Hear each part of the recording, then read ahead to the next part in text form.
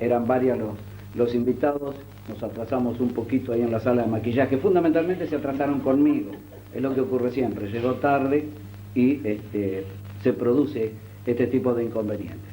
Pero creo que no tengo ruido, Antonio, ¿no? Ah, no, porque me parecía que tenía un pequeño ruidito ahí de zumbido.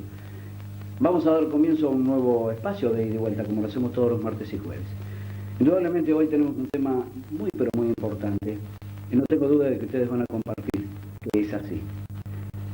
Yo tengo un ruido.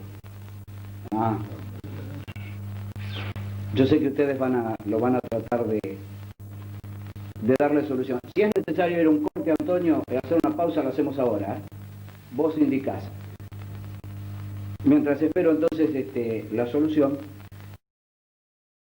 si usted quiere participar, hacemos a través del 42 549. El acople que hay es de audio, no es de luz.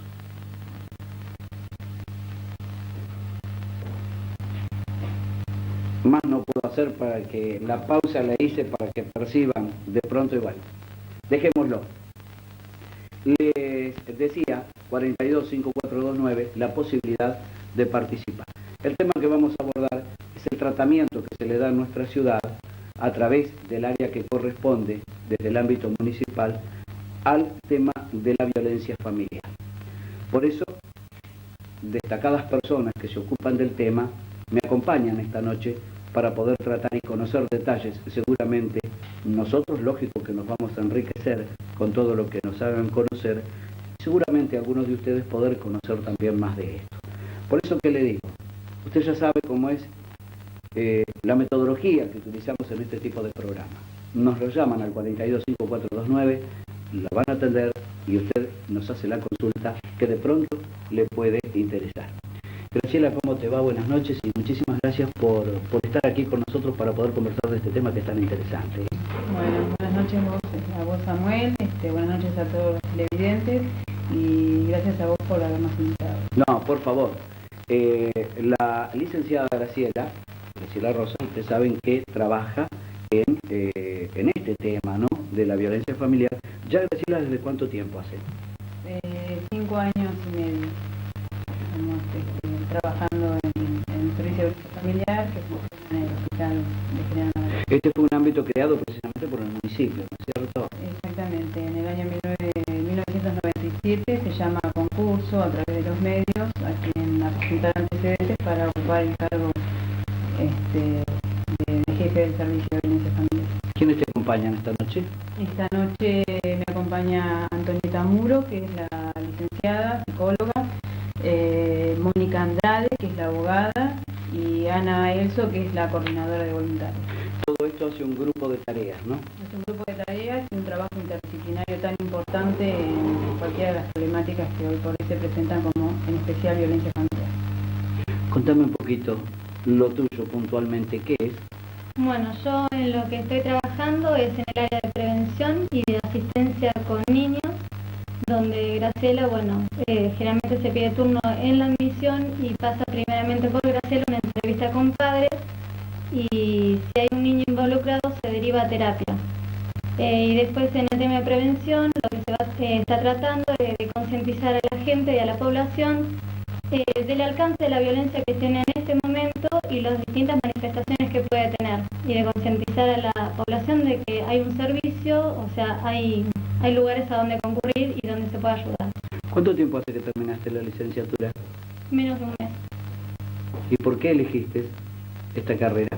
Esta carrera la elegí porque me gusta, siempre tuve la idea de poder ayudar a la gente. ¿Y cómo te estás sintiendo con esta experiencia que estás obteniendo? Y hasta ahora muy bien. Hasta ahora me está enriqueciendo mucho esta experiencia, en especial con niños, que es el área que más me gusta. O sea que tu intención sería poderte volcar a la niñez, ¿no? Sí, me gustan mucho los niños, sí. Y no hay ninguna duda que la violencia infantil existe. La violencia infantil, el maltrato, el abuso son temas muy duros, y realmente me parece que en los niños es como que la gente se sensibiliza un poco más, ¿no? ¿Puede venir la violencia infantil de pronto de mayores hacia los niños ¿O también se produce la violencia infantil entre niños? Y la violencia, o sea, de los mayores hacia los niños sí existe, es un hecho. Y la violencia entre los niños generalmente pueden ser manifestaciones o exteriorizaciones que tienen ellos por otros problemas que viven en sus casas, ¿no? O sea, es como una caja de resonancia, el trato con otra gente, con otros compañeros, y por ejemplo, el niño molesto dentro de la escuela, el pegador con los otros compañeros, el revoltoso, generalmente obedece a por ejemplo, otras causas, como puede ser el maltrato en la casa o algún tipo de problemática, ¿no? Lo que hay que buscar precisamente es de dónde se origina esta situación. Claro. Y se puede corregir una vez, digamos, que está instalado en el niño el problema de la violencia. Ese niño que, como vos me decís, de pronto en la escuela, en la calle cuando juega con sus compañeros, se manifiesta agresivo, producto de esa situación que de pronto puede estar en el hogar. Indudablemente pienso que si es temprano, seguramente hay maneras de poder volver a encauzar eso. Puede haber maneras de encauzarlas, puede haber maneras de tratar de ayudarlos a comprender en el ámbito en que está, y lo principal es también si se genera un cambio en el chico, cómo resuena en la familia ese cambio. Porque si se realizan cambios en un niño donde está en un ambiente conflictivo o violento, generalmente se va a producir o más violencia en el chico, y entonces las consecuencias que puede tener pueden ser nefastas. Es un tratamiento integral, indudablemente, que hay que llevar a cabo. Totalmente. Una vez detectado. Sí, totalmente. Y en la escuela se detectan, o desde la escuela, por ejemplo, al percibir el maestro, lo hace saber, y desde allí se comienza la tarea. Primero, o sea, lógicamente que habrá que hablar con los padres para poder atender al niño, y después de ahí se va descubriendo lo demás. Sí, generalmente al servicio llegan derivaciones desde los gabinetes escolares o desde las maestras directamente al servicio de violencia familiar. Graciela, que estás muy bien acompañada, ¿eh? Sí, así es. Le gusta mucho, continuamente está leyendo, capacitándose, sí, tiene mucha fuerza, mucha voluntad, y toda la energía de alguien. Exacto, eso es lo importante, ¿no? Claro, que tiene clara la situación. Sí. Lindo, te felicito realmente. Muchas gracias. Doctora, ¿en qué consiste su tarea, que será seguro la de asesoramiento, ¿no? Sí, en principio asesorar en lo que es específicamente el tema de violencia familiar, haciendo saber en lo que en el aspecto de prevención cuáles son los derechos que asisten a la persona, que obviamente llegan a mí después cuando solicitan la intervención mía, porque muchas veces la palabra abogado a lo mejor espanta o claro, asusta un poco, porque ya de por sí es una persona que viene a lo mejor de algún maltrato y siente que un abogado a lo mejor puede estar metiéndose o queriendo saber. Entonces primero se le consulta si quiere ser asesorado, salvo que haya que hacer una intervención, pero la idea siempre es asesorar a quien lo solicite, porque más allá de que viene pasando a lo mejor por algunas etapas o actos de violencia, que no sea brusco,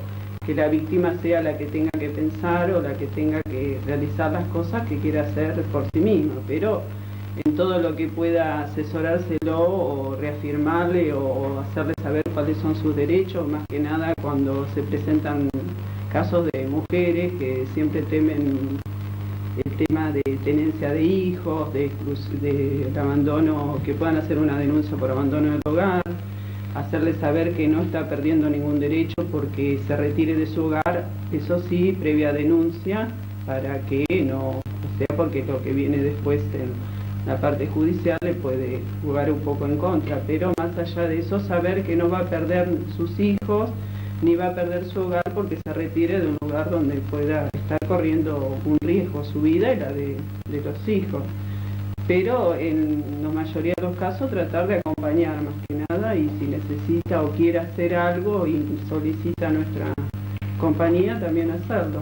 Indudablemente usted trabaja con una orientación psicológica, ¿no? Claro, eso es lo que siempre, hablando con ella, yo siempre digo uno estudia el derecho y lo estudia desde otro punto Exacto. de vista, en cambio acá uno se encuentra con que no es fácil ir de decirle sí existe una ley de violencia familiar que dice bla bla bla.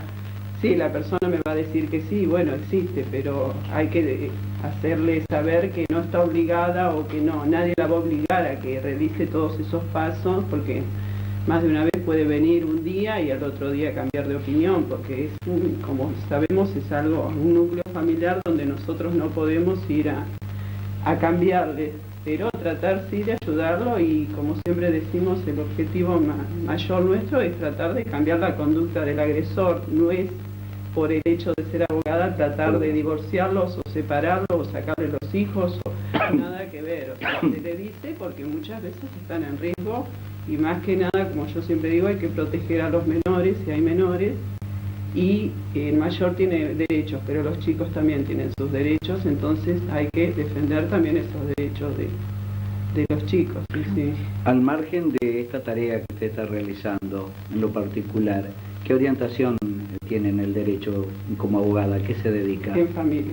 Ah, bueno, Derecho es una relación directa entonces, ¿no? Con sí, el mi tema. idea es, bueno, yo soy también recibida en diciembre del año pasado, así que estoy empezando a hacer mis incursiones en el Pero derecho. sí tuvo esa vocación, digamos, Pero- durante el curso de sus estudios, Claro. pensando, bueno... Claro, una de las cosas que yo siempre dije, inclusive con la licenciada, cuando hablamos el primer día, que le dije una de las cosas que me llevó a lo mejor a este tema, es a veces de escuchar de las personas que lo cuentan como si esto es normal que suceda. Me pega, se la devuelvo, o muchas de esas cosas, o me hacen tal cosa o tal otra, y uno desde el punto de vista del derecho dice, no, eso no es así, no se permite. Entonces siempre me llamó la atención el hecho de que mucha gente lo toma como que es natural, ¿no? El tema de que el chico viva en un ambiente de violencia, porque mucha gente, obviamente, no todos tenemos el acceso a todos los libros del derecho y no sabemos. Pero en lo que yo pueda ayudar, siempre digo más trabajando en este tema, ¿no? Hacer saber cuál es el derecho de la persona y bueno, si hay alguna situación de riesgo, también hacerle saber a dónde tiene que dirigirse y qué es lo que se puede hacer para que no termine. Ana María, ¿en qué consiste tu tarea? Bueno, mi tarea como voluntaria en primer momento comenzó como todas las voluntarias, o sea, es una tarea bastante amplia. Tenés para pegar volantes, repartir folletos, acercar informes a la comisaría. Si vos sabés que hay una persona, una víctima, acercarle un turno médico, un turno terapéutico, quedarse con los hijos, si en caso de que esa persona tenga que ir al servicio y que no tenga con quién dejarlos, restablecer un contacto con la víctima para saber cómo está en caso tanto de abandono del tratamiento como habiéndosele dado de alta, acompañarla al trabajo o ayudarla a buscar en caso de que no tenga. O sea, Tú ves desde el punto de vista humanitario, indudablemente, ¿no? Exactamente. Como una especie de, digamos, de seguimiento, del más Exacto. allá de lo que es la asistencia de momento, digamos, que tiene que ver más allá de la urgencia, más allá de otras cosas, que tiene que ver con la posibilidad de que pueda tener la continuidad y ver cómo está ella, ¿no? Hay No una perder de vocación, vista. ¿no? Indudablemente. Sí, sí, seguramente, porque no cualquiera lo puede hacer, tiene que haber un Y interés. más en esto, que de pronto se toma como una cosa, ¿no? El de la violencia familiar, uy, no, de esto no se habla, Ujú. y cosa que indudablemente no debe ser así, ¿no? Ujú. Sí, pero yo creo, mira, el tema de violencia familiar, digamos, en qué año fue puesto, digamos, sobre el tapete, a partir de lo que pasó el caso Monzón. A partir de ahí comenzó el tema de lo que es violencia familiar y a trascender. Pero yo creo que hoy por hoy es innegable que de esto se sabe, de esto se Sí, sí. habla. Es una la gente- realidad. Exactamente, es una realidad. Y es una realidad donde está atravesada por distintas disciplinas, digamos, es un problema de sanidad, aunque es un problema social, porque bueno, la gente, digamos, la mujer que está siendo maltratada padece de ciertos síntomas físicos, los cuales muchas veces y con suerte, digamos, empiezan a ser detectados a través del médico, donde hace por ejemplo, un registro, un seguimiento acerca de, bueno, cuándo comenzó con esto, cómo es la familia, qué es lo que está pasando, y ahí descubre que en realidad hay algo que, digamos, no es normal dentro de esa familia, algo que aparece como disfuncional y que tiene que ver con la problemática de violencia y deriva. También pueden caer en depresiones, muchas de las mujeres que son maltratadas caen en depresiones, tienen ideas suicidas y muchas llegan al intento de suicidio, del mismo modo que los hombres, solo que los hombres por ahí lo cometen más que las mujeres. Digamos, y esto es una realidad donde estamos hablando de que hay un alto riesgo, ¿no? En el tema de salud. Y problemas sociales, digamos, donde, bueno, se la trata de ayudar, se la trata de asistir también desde lo social, está atravesado por la parte jurídica legal, por eso también es importante el tema de la búsqueda en el servicio, o sea, por el tema desde las escuelas, o sea, hay un montón de cuestiones, digamos, que la van atravesando, no es un tema aislado, digamos, hay un montón de disciplinas que de alguna manera en lo cotidiano se encuentran con este tipo de problemáticas. ¿Trabajás en relación con las escuelas? Por ejemplo, ¿estás relacionada con las escuelas? Sí, hemos trabajado haciendo capacitaciones en las escuelas. ¿Las escuelas tienen gabinete para esto de psicología o no? El gabinete se llama gabinete de psicología, pero en realidad nunca hay una psicóloga, lo que debería ser. No sé por qué se llama gabinete de psicología. Si el maestro percibe algo, se lo transmite a ustedes. Sí, se está trabajando mucho en los mayores derivantes en la escuela 1 y la escuela 8, donde está Silvia, no me acuerdo, vive acá, Frontini, Silvia Frontini, Helen Pacheco, después de la escuela 13, hay muchos... Ahora, indudablemente influye el problema socioeconómico de las familias, se manifiesta mayormente en determinado área socioeconómica el problema de violencia familiar, ¿o es amplio? No, es amplio. De hecho, ya no hace mucho ha trascendido que, bueno, que un presidente que tuvimos volvió a su mujer, que tuvimos durante varios años, por boca de su mujer. O sea, esto no tiene que ver, digamos, ni con ninguna clase social ni nada. Exacto. Tiene que ver con distintos aspectos que hacen a que el hombre sea golpeado. Porque a veces se confunde, se cree de que no, que esto ocurre en determinados sectores, nada más de la sociedad. Muy importante lo que estás puntuando, porque en realidad es así, uno lo ve en el consultorio particular, pero yo tengo consultorio particular y lo veo en el consultorio particular, digamos, en otra clase social. Sí, gente de mayor nivel cultural, o sea, que tienen mayores conocimientos, que de pronto son profesionales. No es que yo aquí apunte, pero que si no esto, no nos engañemos, no digamos que la violencia familiar está allí nomás en determinados sectores, está en todo el espectro social. Lo que pasa es que trasciende más porque la gente, digamos, que no tiene medios llega al hospital. Entonces hay estadísticas, hay un montón de... Sí, porque los vecinos se enteran, porque sienten una voz alta mucho más pronto. En cambio, en otros sectores donde por ahí hay casas amplias o hay mayor hermetismo, o se puede levantar el volumen de un televisor y se puede alzar más fácil la voz. No solamente la agresión, disculpame, ¿no? Porque por ahí yo me entusiasmo también. No solamente es la agresión física, ¿cierto?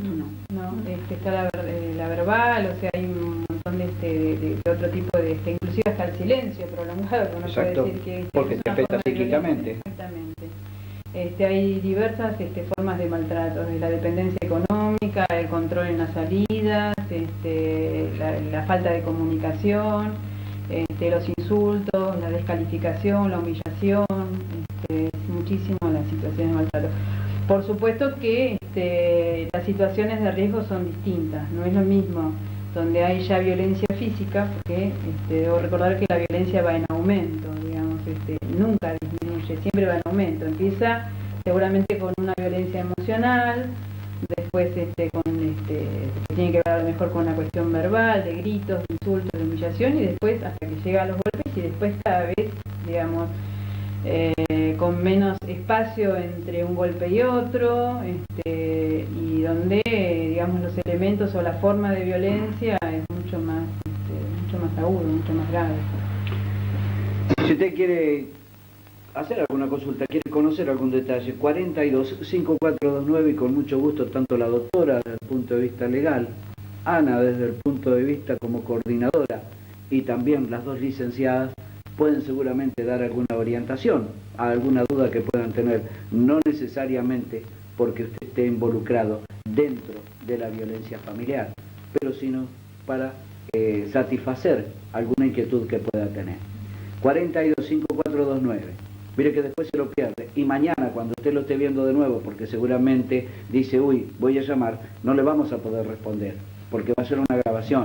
La oportunidad es ahora, no se la pierda, ¿eh? No hay problema, ¿cierto, licenciado? Si hay alguna consulta. Ninguno, vecinos muchas veces, familiares también van mucho al hospital y consultan, abuelas preocupadas por sus nietos que por ahí son maltratados, o vecinos, cualquiera que digamos dentro que estén dentro de las posibilidades que podamos contestar, lo vamos a hacer.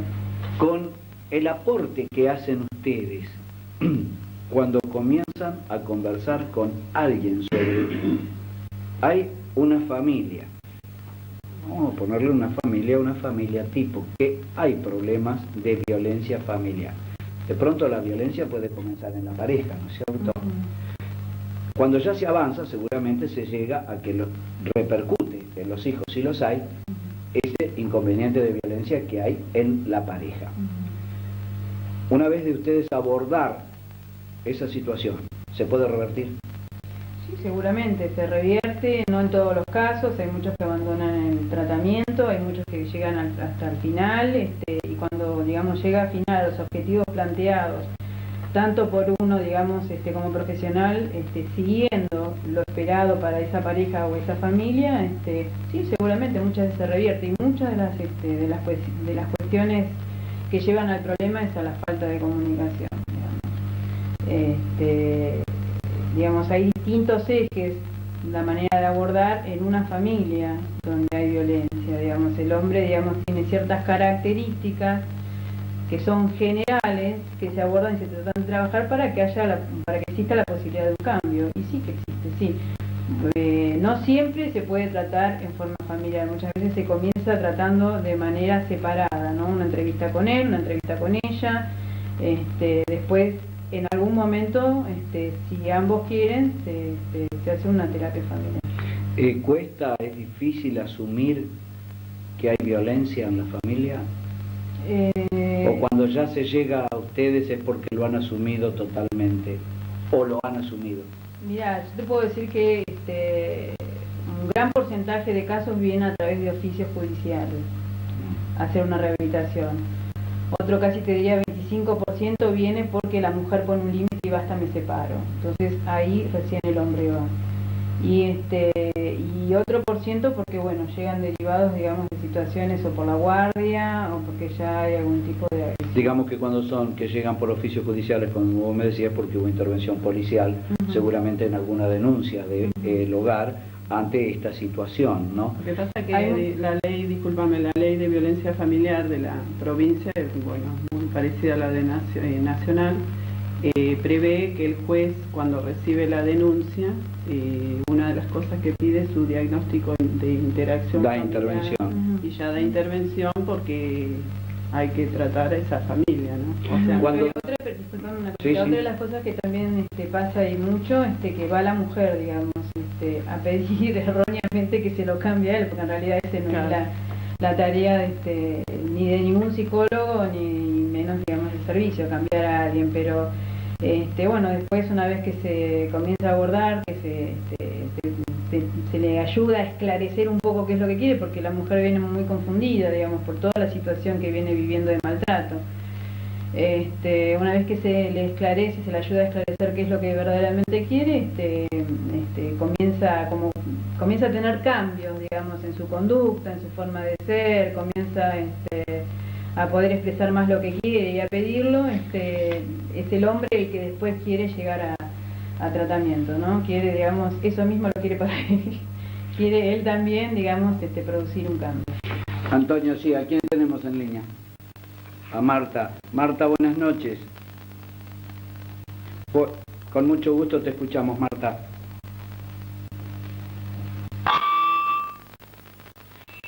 La pregunta que yo tengo para el panel es qué opinión les merece la creación de un hogar de tránsito en Madariaga y si tienen algún proyecto al respecto. Personalmente pienso que por ahí no es el hospital el lugar más adecuado para atender los casos de violencia familiar, porque no hay gente enferma la que va, ¿no es cierto? Es lo que pienso yo, desde mi ignorancia, no sé mucho del tema, pero eso quisiera saber, ¿no? Si hay algún proyecto de un hogar de tránsito para tratar justamente estos casos y qué opinión les merece a las personas que están allí. Graciela. Bueno, son dos preguntas en realidad. Por el contrario, yo creo que el hospital es el lugar, porque justamente es donde, digamos, mayores derivaciones hay, porque sí es un problema de salud. Muchas mujeres, como lo dije anteriormente, lo vuelvo a repetir, tienen un montón de sintomatología que tiene que ver con un buen diagnóstico del médico, que tiene que ver con el síndrome de la mujer maltratada. Y es un problema de salud porque ya está aceptado por la Organización Mundial de la Salud y existe en el DSM-4, que es el manual de diagnóstico psiquiátrico, así que creo que sí es un problema de salud y es un importantísimo problema de sanidad. Por otro lado, es a la guardia a la que llegan golpeadas. Muchas mujeres, no digo que todas, pero muchas mujeres llegan golpeadas a la guardia. Tienen trastornos ginecológicos, tienen trastornos gastrointestinales, tienen un montón de sintomatología, como dije, y por otro lado uno tiene acceso a la historia clínica y puede rastrear, digamos, desde cuándo, digamos, aparece esta sintomatología. Así que creo que el hospital es un lugar fundamental, digamos, donde poder detectar y además la gente pueda ser derivada por los otros médicos. Inclusive gente que entra internada, que está internada, ¿no? Que ya desde el pensionado uno puede tenerlos ahí nomás y asistirlas. Y en cuanto al tema de hogar de tránsito. En cuanto al tema de hogar de tránsito, creo que no, que en este momento nosotros trabajamos con una red muy amplia de hogares de tránsito de toda la provincia. Creo que no es importante el hogar de tránsito para mujeres maltratadas, porque hay otras prioridades en Madariaga, como un teléfono, un 0800, por ejemplo, que no lo tenemos para que la gente pueda ser asistida. Cosas demasiado, por ahí, de menor costo y mucho más necesarias. Y por otro lado, lo que se trata, digamos, casi 6 años que trabajo en el servicio, de lo que se trata es de que la gente pueda volver a restablecer ese contacto que perdió por las características del hombre maltratador, que lo que hace es aislar a la mujer de la familia. Entonces llega, digamos, con una creencia errónea de que la familia no la quiere, de que la familia la dejó de lado, de que la familia, cuando en realidad ella sin querer se fue aislando de la familia. Y cuando se restablece este lazo con la familia, en caso de que hubiese una urgencia de ser trasladados acá del lugar, digamos, si bien existe, bueno, después la abogada va a hablar del tema de medidas cautelares, que es la exclusión y el reintegro a la casa, cuando se vuelve a restablecer ese contacto con la familia es muy enriquecedor, es muy lindo y además ayuda a la autoestima de la mujer. Y se da cuenta que verdaderamente no tiene que ver con que la familia no la quiere, sino que ella o la familia no podía ver cómo estaba siendo maltratada y se fue apartando, ¿no? Son muy pocos los casos en que verdaderamente se necesita de un hogar de tránsito. Marta, ¿te satisface la respuesta? Sí, mira, una preguntita más. Sí, cómo no. Sí. ¿Qué pasa con el tema de los chicos, por ejemplo? ¿No? Vamos a suponer que llega una mujer, como decía recién la licenciada, golpeada al hospital, es atendida en la guardia, qué sé yo, qué sé cuánto, pero esa mujer tiene que estar con sus hijos. ¿Ellos también van a parar al hospital? No, pues te vuelvo a insistir, lo que se trata es de restablecer con la familia. Siempre hay una abuela que se quiere hacer cargo, siempre hay un tío, siempre hay alguien. Casos extremos donde además es una cuestión habría que ver, no se puede hablar en términos generales, digamos, hay cuestiones muy particulares, digamos, no se puede hablar en términos generales, pero... Generalmente tampoco quedan internados, o sea, el hospital es porque ustedes tienen el ámbito ahí y por lo que vos decías, las condiciones que facilitan la tarea de ustedes. Exactamente. O sea, una vez de lograr el tratamiento y de encauzarlo, vuelven a sus hogares, por cada supuesto. uno de ellos. Sí, esa es la idea, digamos, o sea, cuando queda internado, digamos, hoy por hoy es porque está pasando por un estado de depresión grave, claro, sí, ya es crítico. Se hace una situación grave, digamos, no es por alojamiento porque tenemos acá nomás... Sí, Marta, te escucho. ¿Qué pasa mientras tanto, ¿no es cierto?, con esa mujer, mientras se la atiende a ella, mientras se trata de hacer nuevamente ese vínculo familiar, digamos, que habla... ¿Qué pasa con los hijos? Es lo que decís vos. ¿Qué pasa mientras tanto, ¿no es cierto? Porque supongamos un caso grave, extremo, una mujer que es golpeada, no puede, por ejemplo, hacer la denuncia y volver a su casa donde la está esperando otra vez el marido golpeador. Ahí está. Y en ese caso lo que la ley prevé son lo que dijo la licenciada, las medidas cautelares, donde se pide la exclusión del hogar conyugal de la persona. ¿Y eso se logra rápido? En 48 horas se tiene que dictar una medida, el juez debe determinarlo. La ley lo dice así, o sea, como toda medida cautelar, se supone que hay un riesgo y el juez tiene que determinarlo. Lo que pasa es que el juez no solo tiene conocimiento de la denuncia, sino que también tiene que tomar conocimiento de los hechos, o sea, a través de Actúa policía ya en ese caso. En ese caso la denuncia, si hubo ya una denuncia que pasó a la Fiscalía, al fuero penal, ya se va a investigar desde la parte penal. Y ese mismo juez pide la participación de ustedes también. En muchos casos sí. Y emiten opinión. A través de informes, sí. Dan un dictamen ustedes. No, un nosotros informe. ayudamos a través del informe. Exacto. El dictamen lo da el juez. Claro. Nosotros aportamos, digamos, todas las pruebas necesarias como para que el juez pueda tener la mayor cantidad de elementos para dictaminar. La ley dice 48 horas, doctora. No ocurre generalmente esto, pero ¿cuánto sería el plazo? No estaríamos más de 4 días, digamos, No. 3-4 días. No, porque si no, no tiene sentido una medida. ¿Y responden los jueces así? Es demasiado tiempo, me parece a mí, para... Los 4 días también, Marta. No, la ley dice 48 horas y... Bueno, la ley 48, tendría que ser así. Tendríamos que... Lo que pasa que yo en este caso todavía no tuve algo así, o sea, de los casos que llegaron, no sé, ella que tiene más experiencia con la parte de judicial, No, pero es que debe ser así porque si no, no tiene sentido Claro.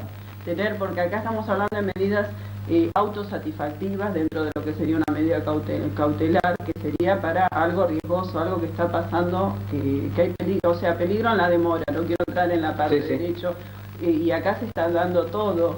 El juez, más allá de la verosimilitud del derecho, o sea, para ver si hay realmente derecho para pedir esa medida, no va a hacer como en otros casos que se tiene que dar para dictar una medida cautelar, pero sí va a tener que tomar conocimiento de los hechos reales para determinar esa medida.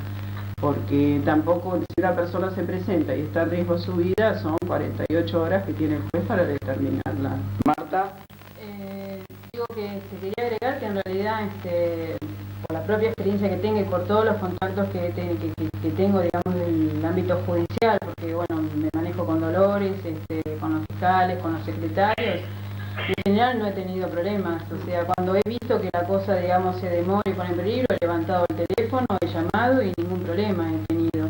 Debo decir que acá con el Espumós de Payo trabajo muy bien. El doctor Tetaz ha sido de muchísima colaboración en todo momento, fuera del horario de oficina me ha llamado, lo he llamado, le he comentado, me ha llamado y ha resuelto. o sea que esto significa que en el ámbito local puede haber soluciones inmediatas. Sí, sin lugar a dudas, eso sí. Marta, Listo. Muchísimas gracias por la atención, ¿eh? no, por favor, esperemos que de alguna manera te haya sido útil, Sí, ¿no? cómo no.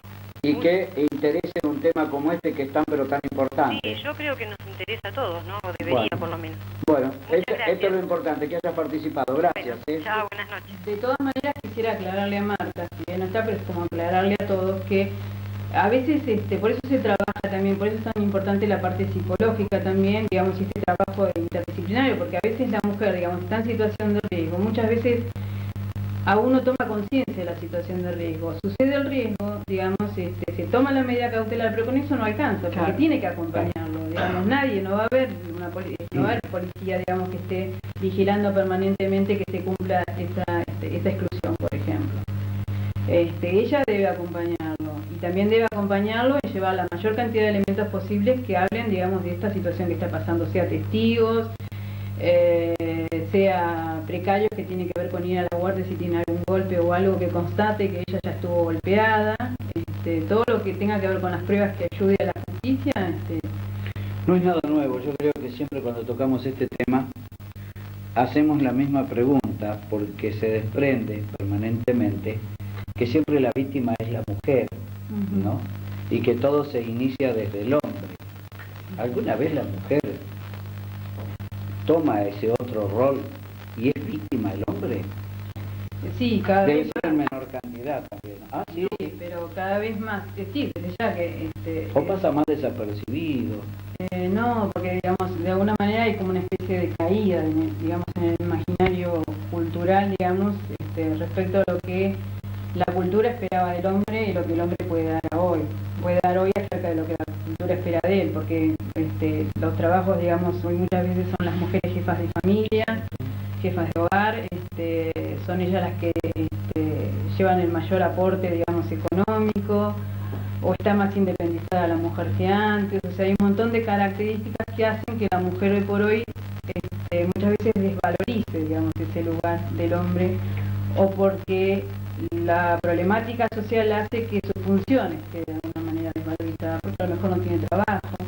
Entonces hay otro tipo de violencia, quizás no de golpes, pero Exacto. insulto, Porque ahí puede venir lo psíquico, no la humillación de pronto, exactamente. porque se siente humillado de pronto, quizás sin darse cuenta, porque puede comenzar así. O sea, la mujer, por todas esas cosas, y que son lógicas, porque las vivimos a diario, no lo percibe y de alguna manera lo está humillando, porque él, que quizás con toda su buena predisposición, toda su buena voluntad, está tratando de hacer lo que puede ante esta situación incómoda, porque como vos decís, no estaba preparado para esto, se ve de pronto que, bueno, quizás que mirá cómo dejaste las cosas y no la terminaste, me dejaste esto sin hacer o lo otro sin hacer. Sí, ¿de quién se trata, Antonio? Enseguida continúo. ¿De quién? Raquel, buenas noches, te escucho. Sí, buenas noches. Soy Raquel, sí. Y estamos mirando el programa de Graciela, la licenciada, y quisiera hacerle una pregunta, Graciela. Si hay algún porcentaje de mujeres o de hombres, porque yo sé que de ambos lados la violencia es tanto de la mujer como de la parte del sexo masculino también. Si hay algún porcentaje en cuanto si se da más para el femenino o el masculino. ¿Eso es lo que quería preguntar, Raquel? Sí. Entonces, es prácticamente lo que estábamos hablando. Sí, Raquel, hoy por hoy lo que podemos saber es que la estadística marca que es la mujer la que más vulnerable está en cuanto a sufrir daños físicos o psíquicos, pero lo que pasa es que esto no quiere decir que no trascienda. Yo creo que son distintas cosas. La mujer por ahí es golpeada físicamente y el hombre por ahí es más golpeado desde otro lugar, ¿no? Claro. El lugar de la humillación o la descalificación. Y creo que está siendo muy alto el porcentaje, digamos, en esto de que el hombre cada vez está siendo más caído su lugar, como ¿no? Su lugar de poder, su lugar de proveedor, ¿no? No solamente de esperma, sino todo desde lo económico, de todo lo que corresponde, ¿no? ¿Vos lo percibís en Madariaga esto, por ejemplo? Sí, hay una gran caída. No nos olvidemos que tiene ciertas características madariagas, entre comillas, de machismo, ¿no? Por eso te pregunto, exacto. Y las características socioeconómicas de nuestro distrito también hacen a que precisamente el hombre vaya perdiendo a raíz de esta situación esa parte de la que hablábamos anteriormente, ¿no? De la que pensamos que es el que está obligado a hacer determinadas cosas. Exactamente, y esto lo que lleva también es que haya también un incremento en el alcoholismo, un incremento, digamos, en el tema de las adicciones, digamos, en el hombre, digamos, esta necesidad de que no aparezca esta cosa tan placentera en cuanto a que no sirve para nada, ¿no? No nos olvidemos que acá... ¿Le llega la depresión también? ¿Se siente deprimido en condiciones similares que la mujer, el tipo de depresión del hombre ante estas situaciones? ¿Las características de la depresión son similares o son diferentes? No, son similares. Lo que pasa es que muchas veces se trata de cubrir de manera distinta. Ojo, también la mujer, esto también se trabaja en la admisión, no cae en el alcoholismo. No es que no. El alcoholismo de alguna manera lo que trata es justamente de esto, de tapar esta angustia. No siempre, no todos los casos no podemos generar, pero muchas veces se trata de esto, ¿no? O sea que se puede derivar de la violencia familiar, volcarse al alcoholismo para tratar de decir, no, esto a mí no me pasa, por ejemplo. O tener valor. Tomás un estado de confusión mental. Exactamente. Sí. A través de eso, caer en el alcoholismo, como para tapar esta angustia, esto que tiene que ver con el vacío, con el que ya no sirvo, ya no soy lo que debería de ser, ya no soy lo que la cultura me pide que sea. Claro. Raquel, ¿algo más que quieras agregar?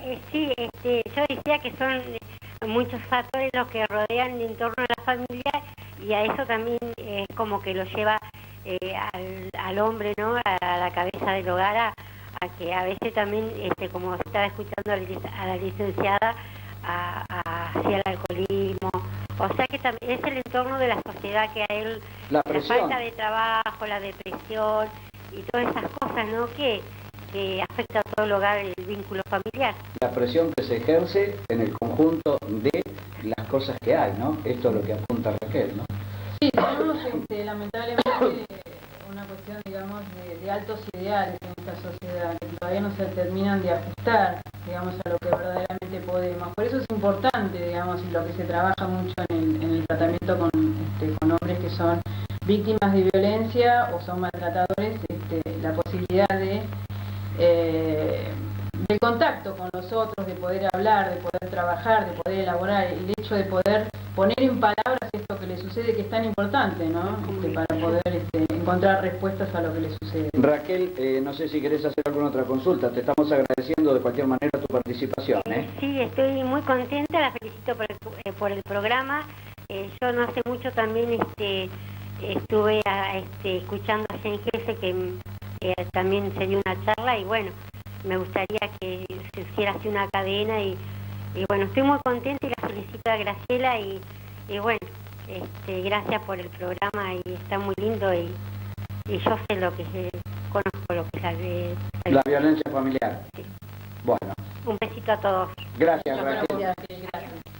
Bueno, esto es lo importante, ¿no? De pronto la participación de alguien que lo siente y que está preguntando porque tiene causas para preguntar, que de pronto puede ser diferente que lo que yo le puedo consultar. Lo mío puede ser una inquietud, pero que bueno, también es llegar a un sector y alguien despierte y diga, pucha, esto es lo que nosotros podemos cambiar, pero no es lo mismo que aquel que está involucrado en algo, ¿no? Sí, yo creo que es otra manera de ver las cosas y de vivenciarlas, pero hoy por hoy es muchísima la gente que padece situaciones de violencia, y en Madariaga es muy alto el índice. ¿Qué nos querés contar con respecto a los chicos? A ver, lo que vos quieras. Con respecto a Claro, la violencia, cómo se da la violencia, qué es lo que percibís vos, cómo se puede tratar de darle solución. Hay una cosa que por nuestra diaria tarea es común ver, pero bueno, no es fácil, no somos psicólogos nosotros, ¿no es cierto? A veces el comportamiento de los chicos en diferentes lugares, puede ser la escuela, uno va de visita a la escuela porque va a hacer una nota, vos ves los chicos cómo se manejan en su rato libre, en su recreo, cómo alzan la voz permanentemente, cómo son los juegos de agarrarse, moverse, lo que los que somos más grandes creemos que permanentemente se están golpeando y que no debería ser así. ¿Esto lleva a que sean cada vez más violentos? Lo que pasa es que también la violencia como un tema social está muy avalado desde diferentes partes. Vos desde que prendés el televisor ves violencia. Vos pones un canal de dibujos animados y los dibujos animados permanentemente son violentos. Entonces todos estos estímulos violentos a los chicos es como que los perciben y los digieren y también los hacen propios. Entonces llega, y más si está en un ambiente violento, en un ambiente familiar donde el modo de resolver los problemas, el modo de comunicarse es la violencia, para ellos es muy natural. Entonces, el vivir dentro de la violencia es natural. Entonces, ese es el modo engendra más violencia. Engendra más violencia porque es el modo de comunicarse de ellos, el modo que tienen de ponerse en contacto con otros. ¿Y cómo ves vos la situación? Dejemos de lado un hogar donde no hay violencia familiar, pero sí se es permisivo y se deja encender el televisor y que el chico mire lo que quiera. Por ejemplo, indudablemente allí está fallando el mayor que está permitiendo eso y después genera, cuando los chicos se encuentran en determinados ámbitos, violencia entre ellos. Lo que pasa es que ahí lo que vos estás cuestionándome ya tiene que ver con la función paterna y materna de cada uno de los Pero padres. debemos asumir nuestras responsabilidades. Entonces, como tal. Por supuesto. Debemos ser cuidadosos para que eso no pase. Entonces, si vos le dejás ver un programa que tiene estímulos violentos y que después ellos tratan de reproducirlos, el poner límites, que el poner límites no quiere decir imponerlos con violencia, porque esto hay que diferenciarlo muy bien. La puesta de límites no siempre quiere decir una cachetada, un chirlo, una golpiza. Lo tienen que poner los padres, y decirle, bueno, esto vos lo ves en la televisión, esto sucede ahí porque es fantasía y porque llega hasta ahí. También el modo de comunicarse, el modo de resolver los problemas, lo tienen que enseñar los padres, y eso se mama de la casa, justamente. Por eso justamente cuando se está en un ámbito violento, la caja de resonancia muchas veces son las escuelas, los jardines y cualquier institución donde se esté en contacto permanente con otros chicos que sirvan a estos otros que provienen de familias violentas de ser objeto de descarga, ¿no? Es una situación más que le llega al maestro, además de enseñar Claro. este tipo de situación también, ¿no? Totalmente. Porque es quienes los reciben y perciben ellos. Seguramente allí es donde se detecta cuando hay un chico que es agresivo ya y que es necesario guiarlo o ver qué es lo que ocurre. ¿Es así esto? Sí, por suerte digamos que existe la derivación desde las escuelas, porque en realidad a veces tiene que ver, digamos, con un ambiente familiar violento y otras veces tiene que ver por una cuestión de cierta patología que está atravesando el chico, que hace que esté más irritable, esté más molesto. Entonces es importante hacer un buen diagnóstico para poder ayudarlo, ¿no? Frente a esto que no puede controlar. También es importante que los padres, cuando vos decís esto de que ven ciertos programas, que traten también de hacer un análisis por qué se detienen determinados programas y no en otros, porque no cualquier chico va a ver programas de violencia y permanentemente. Hay muchos chicos, digamos, donde no viven violencia, donde no tienen la necesidad de la violencia, donde no se les exacerba la violencia, que ven otro tipo de problemas más tranquilos, ¿no? Dentro de los jueguitos también y de los dibujos animados. Claro, los dibujos animados exactamente. También se puede cuestionar, yo esto me lo he pensado muchas veces, por qué los sistemas envían eso. Escapa, por ejemplo, a situaciones como las nuestras acá como medio. Bueno, sí, se podrá evaluar, se pone esto en pantalla o no, porque también es atendible que alguien te cuestione, sí, pero ustedes lo están poniendo en pantalla, ¿no? Claro. Pero, bueno, uno tiene la opción de elegir, y cuando eso está orientado hacia los pequeños, indudablemente pasa por los mayores, de los que ven la elección. Yo te debería decir que muchas veces, el año pasado, por ejemplo, sin ir más lejos, se trató de charlar esto con los padres y de indicar en muchos de los casos de que no habían determinado programa, pero casualmente de los que venían digamos, de un ambiente violento, los chicos miraban un programa que era de lucha, era un programa japonés, Dragon Ball, una cosa así. Entonces algo así se llamaba el programa. Se trataba de indicar a los padres que no lo veían, porque casualmente ellos eran los que veían, no Claro. otro tipo de chicos, ¿no? Porque llegan Sí, con sí. distintas problemáticas también.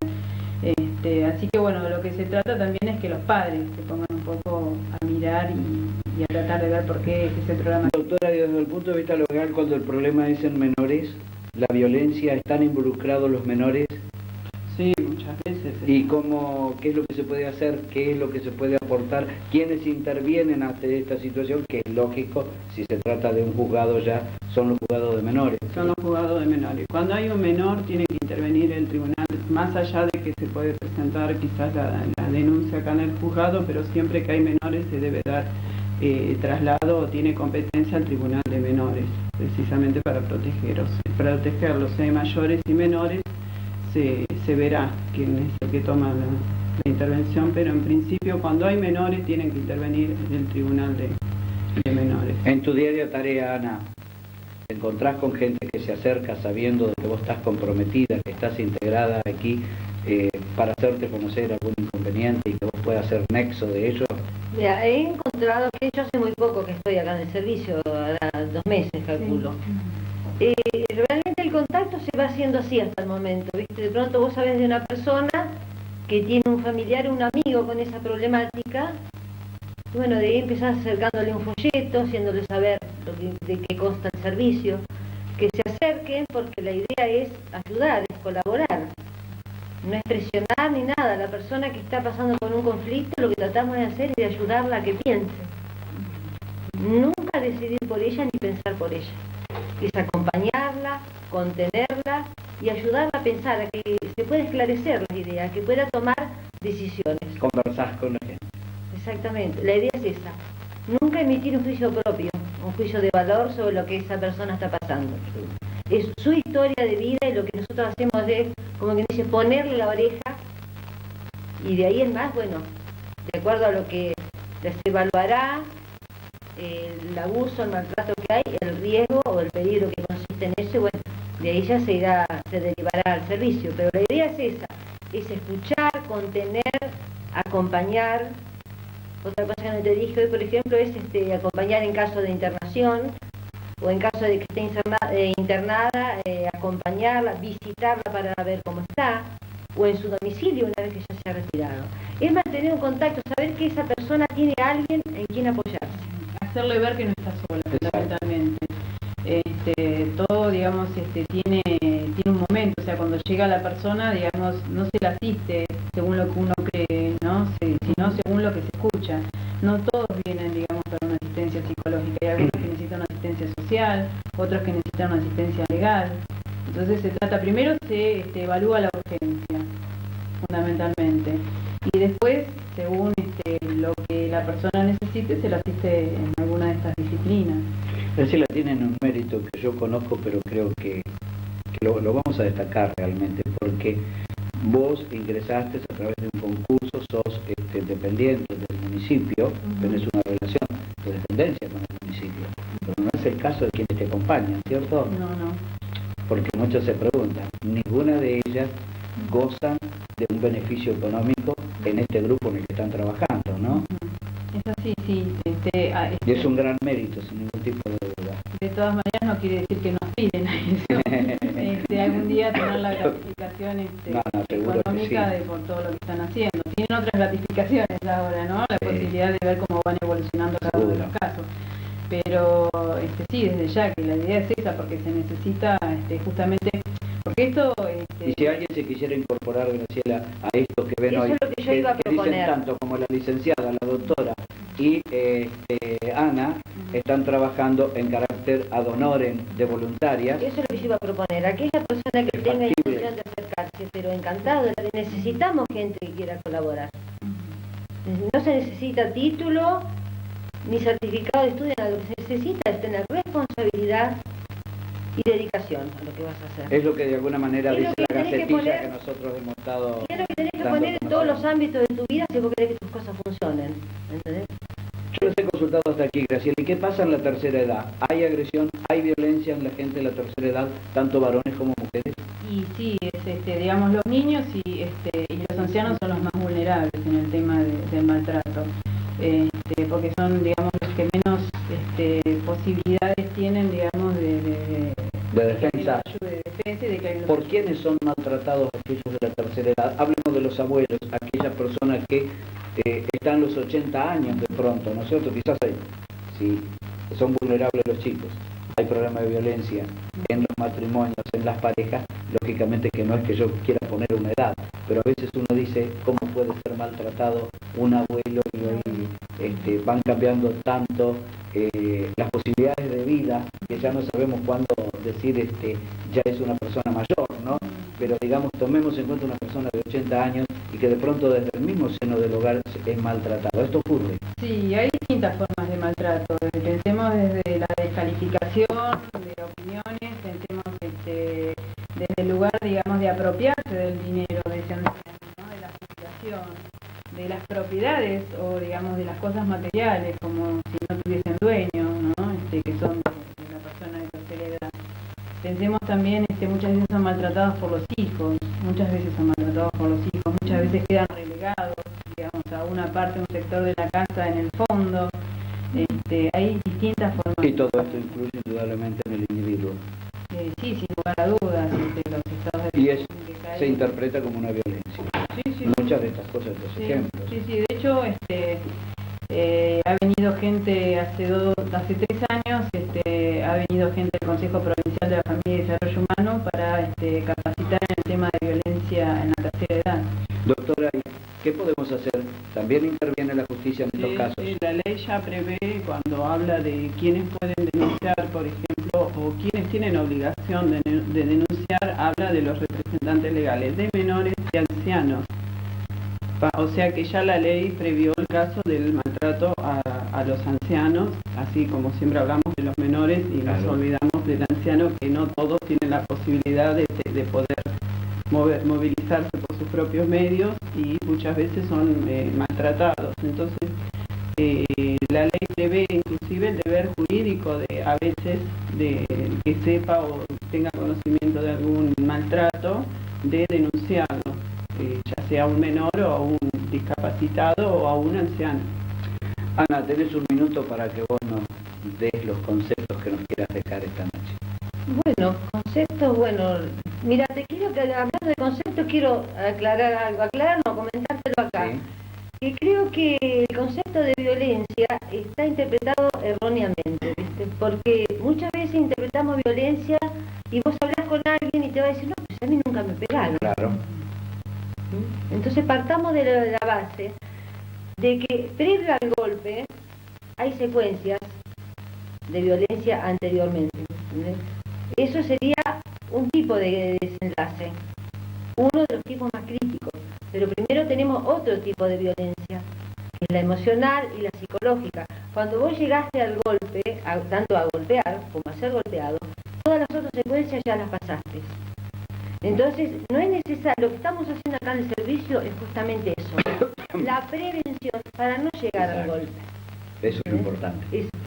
Entonces, lo que tenemos que detectar es eso, la violencia emocional y la psicológica. Entonces ya de ahí vamos a ir teniendo las pautas para tratar de revertir, de frenar esa situación antes de llegar a lo más crítico. Pensemos una que digamos que es también sumamente importante y nunca digamos se la nota porque está dentro del matrimonio, que es el tema del abuso sexual dentro del matrimonio, la violación, el no aceptar que el otro no quiere, esto de que permanentemente, porque es una de las características que tiene el hombre maltratador. Entre parejas estables hay violación.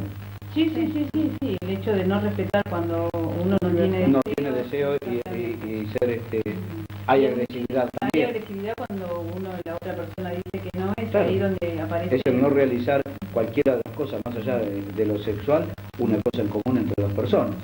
Si alguien se impone, Justo ya estás imponiendo tener otro. este está imponiendo. Más que nada lo aclaro o lo charlo porque la mujer que está, digamos, del otro lado de la pantalla y está escuchando, se va a sentir identificada y se va a dar cuenta que no le pasa solamente, porque esto es lo que tiene. Nosotros, cuando llega al servicio, digamos, a la primera entrevista en la admisión, se le da una escala de abuso, solamente para que se dé cuenta la mujer que no solamente a ella le pasa esto, porque Claro. se va a sentir identificado con un montón de Exacto. cosas, es decir, pucha, no me pasa solamente a mí, esto está escrito, o sea, le pasa a un montón de personas.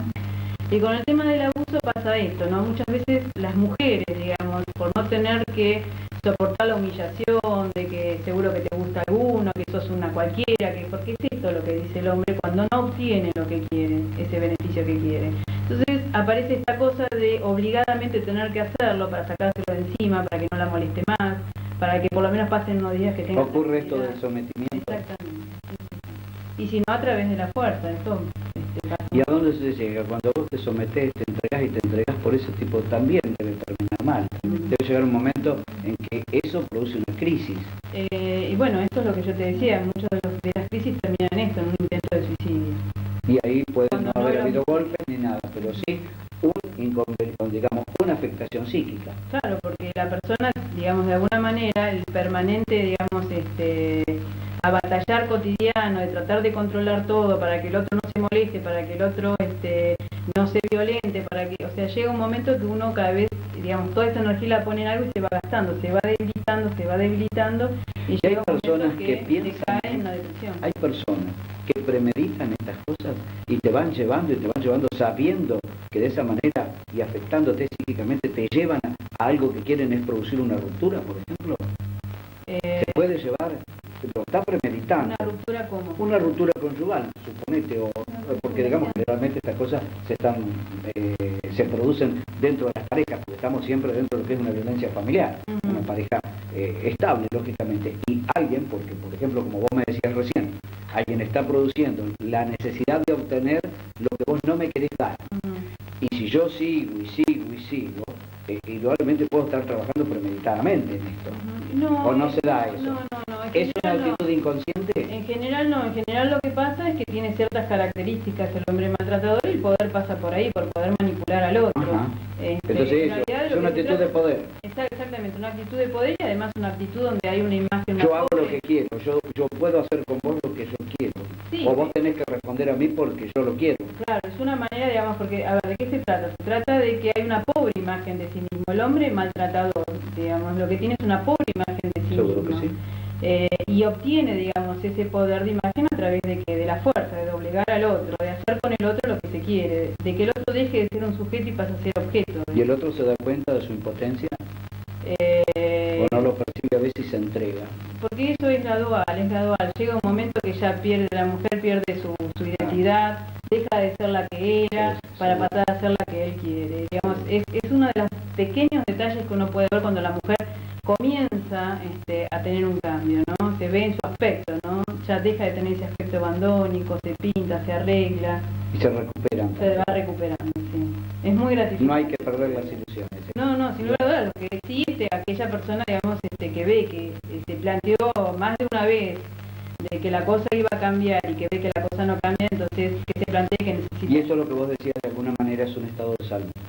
Es un estado de salud, seguro, es un estado de salud y acá fundamentalmente lo que tratamos también que no termine afectando a los chicos, porque digamos, tanto control, tanto problemática familiar lo que lleva es que los que terminan afectados y muy gravemente son los chicos. Licenciada, tiene usted un minuto para que nos cuente lo que quiere. No sé, contame. Y bueno, que si no, y hacer, o sea, nuestro objetivo principal era también hacernos conocer un poco para que sepa que estamos trabajando, quiénes somos, nuestro objetivo, que es ayudar a pensar a quienes estén dentro, o sea, dentro de este tipo de situaciones, en que no estás sola, que hay un lugar a donde pueden recurrir, que tiene 4 personas que la vamos a escuchar, la vamos a ayudar. Y que seguramente van a ser más. Vos sabés que yo tengo mucha fe de que vayan a ser más. Te pido solamente un instante porque tenemos a Cristina en línea. Cristina, buenas noches. Hola, Samuel. ¿Cómo le va? Bien, estoy muy emocionada. Es un programa fuerte. Sin muy ninguna fuerte, duda. Es así. pero muy hermoso. Yo felicito a toda la gente que está ahí. A mí, bueno, vos sabés que en mi casa lamentablemente no hay hombres. Yo no pasé por eso nunca, pero sé que hay mucha gente que lo pasa. Pero vos bien sabés que yo tengo una mamá anciana y lo que más me tocó, lo que más me tocó es cuando hablaron de la tercera edad, ¿no es cierto? Claro que también a veces... Es terrible, debe ser terrible, no, a mí no me y pasa, hay pero... muchos casos, Cristina. Sí, por eso digo que es un programa muy hermoso. Yo felicito a las 4 personas que están ahí. Decir, no me entra en la cabeza que, qué sé yo, a mi madre que me dio el ser que pueda ser maltratada por mí, ¿no es cierto? Pero que lo hay. Y bueno, yo no sé, estoy emocionadísima, cosa que es un poco raro en mí, vos lo sabés, porque soy de temperamento bastante fuerte, pero bueno, también, no sé. Bueno, pero es parte del individuo, de los estados emocionales, y lo lindo de los estados emocionales, y eso lo pueden decir las psicólogas, es poderlos manifestar. Claro, por supuesto, pero por supuesto. Y que uno aproveche, aproveche las circunstancias en el momento que lo siente, de manifestar esos estados emocionales. Claro, lo que pasa que el tener un temperamento fuerte no quiere decir que uno no tenga corazón. No, seguro que no. A mí mi madre me dio el ser y, bueno, vos la conocés, sí, y no, bueno, y yo doy la vida por mi madre como la doy por mis nietos. Y entonces... La daba el yerno, Cristina. Exacto. La daba el yerno. No, el yerno decía que vivía entre mujeres y que encima tenía la suegra y que si alguien la quería, sí, se la regalaba. Lo hizo público muchas veces. Eso lo hacía público. Bueno, pero hablando en serio me emocionó mucho y no sé, si algo puedo aportar es que pedirle a la población, yo también desde mi lugar lo voy a hacer, que si saben que hay un anciano maltratado, sobre todo un anciano, bueno, una criatura por supuesto también, una mujer, un hombre, lo que sea, pero lo que más me llegó es la parte del anciano, porque creo que dentro de todo lo más terrible que debe ser esta violencia familiar es un anciano, porque creo que, no sé, a una criatura se la puede rescatar, a una mujer puede encontrar otro hombre en su vida, un hombre puede encontrar otra mujer, pero un anciano no. Cristina, muchísimas gracias. No, por favor, un beso a todos y los felicito por el programa. Muchísimas gracias. No, de nada. Doctora, ha sido un gusto poder estar con ustedes esta noche y de alguna manera lograr esto, ¿no? De que haya detrás de la pantalla alguien de que a través del espacio se le sea útil, ¿no? Es la función que de alguna manera debemos cumplir en los medios, ¿no? Y... A mí lo que, disculpame que me gustaría que, como vos decís, a través de esto, la gente no llegue, como dijo esta señora que llamó en un principio, al hospital cuando está golpeada o cuando ya está en una situación riesgosa. Que si se siente identificada, que no sienta vergüenza, exacto, que se acerque, que cualquiera, como dijo Ana, de nosotras le pone el oído y en lo que se le puede... Le van a dar la orientación quizás para no llegar a... Para que no llegue a eso, o sea, nuestro ideal creo que sería que no se llegue a eso. Se trata de evitar, claro, como mujeres, como madres, que también tenemos nuestros hijos, tenemos nuestros ancianos, sabemos que es muy feo todo ese tipo de cosas, entonces lo ideal sería prevenir para no llegar y que no tengan vergüenza en acercarse y consultarlo, charlarlo, que no se avergüencen por lo que le puede estar pasando y que se acerquen. Pensemos también que es importante que escuchen esta parte que tiene que ver con que muchas veces hecho un diagnóstico bien a tiempo, digamos, muchas veces ayuda a que se pueda manejar mejor la situación, en cuanto que hay muchas enfermedades que son disparadores de impulsividad. Entonces, un buen diagnóstico, un buen tratamiento hace también que el hombre pueda controlar. No todos los casos, pero hay muchos casos que, digamos, están en comorbilidad con cierta patología, ¿no? Desde diabetes hasta se te ocurra problemas neurológicos, etcétera, etcétera, que tienen que ver con ciertas características que hacen que la persona sea impulsiva y no la pueda controlar. Vos sabés que para mí, y la gente que se acompaña a veces a través de este programa, no es novedad con respecto a mis horarios del programa, ¿no? A ver, este programa nació para hacerse durante 30 minutos, creo que no lo respeté ni el primer día, que no es que no lo haya respetado ahora, pero con ustedes conversábamos también cuánto tiempo vamos a hablar. Yo sé que ustedes no lo perciben, yo sí, porque lo voy mirando y lo he seguido porque realmente ha sido un placer. Hemos superado ampliamente la hora, llevamos 1 hora 10 conversando en forma ininterrumpida, lo que significa que indudablemente ustedes me han hecho ver cosas importantes, nos han dado la posibilidad de que seguramente alguien se pueda haber sentido identificado y quizás en los próximos días ustedes tengan la visita y que les digan, mira, te vi los otros, no es mi pretensión esa bajo ningún punto de vista, pero ante la información que hemos obtenido y que sabemos que ustedes nos pueden orientar, lograrlo. Y fundamentalmente tenerlos a ustedes de que nos permitan hacerlo. Así que les agradecemos muchísimo realmente que vengan y quizás tengamos... esto pasa por nosotros, ¿no? Poder utilizar este espacio tantas veces como ustedes lo quieran. Bien, desde ya me voy invitando, nos vamos invitando. Sí, como no, con muchísimo gusto.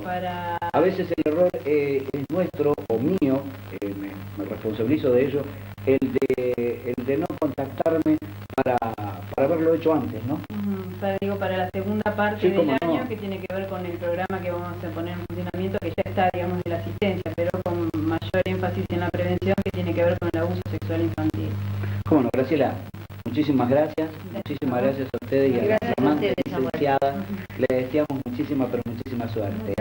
Y te reitero las felicitaciones. Me ha gustado mucho los principios que tenés y la manera de encarar y que seguramente Graciela lo comparte, ¿no? Seguramente sí, por eso está. Le reitero el agradecimiento. Bueno, muchísimas gracias. Nos vamos. El próximo encuentro es el próximo martes. Tendremos un ida y vuelta. Vaya a saber de qué se va a tratar. Pero como sé que usted permanentemente se acompaña con este espacio, quizás hoy esperaba otra cosa. Bueno, ¿vio? Algunos esperaban algo más. Y bueno, por ahí lo tenemos el martes. Hoy, violencia familiar. Gracias y hasta un próximo encuentro.